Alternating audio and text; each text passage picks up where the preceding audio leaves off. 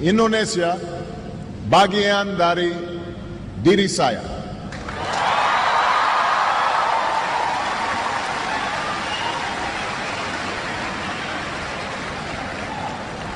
I first came to this country when my mother married an Indonesian named Lolo Sutoro. And as a young boy, I was coming to a different world. But the people of Indonesia quickly made me feel at home. Jakarta looked very different in those days.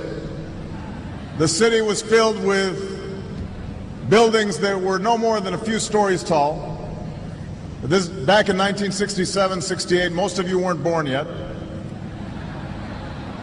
The Hotel Indonesia was one of the few high-rises, and there was just one big department store called Sarina. That was it.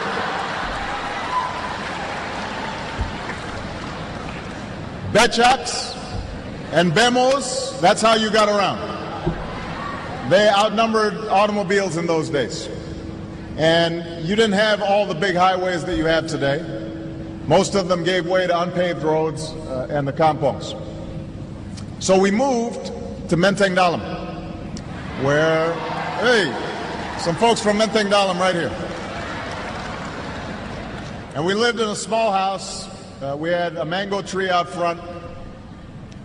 And I learned to love Indonesia while flying kites and running along the paddy fields and catching dragonflies, buying sate and bakso from the street vendors. I still remember the call of the vendors. Sate. Yeah. I remember that. Bakso. Enak, yeah?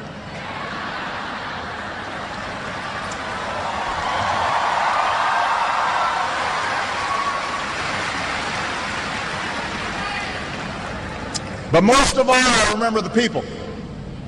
The old men and women who welcomed us with smiles, and the children who made a foreign child feel like a neighbor and a friend, and the teachers who helped me learn about this country. Because Indonesia is made up of thousands of islands and hundreds of languages, and people from scores of regions and ethnic groups. My time here helped me appreciate the common humanity of all people. And while my stepfather, like most Indonesians, was raised a Muslim,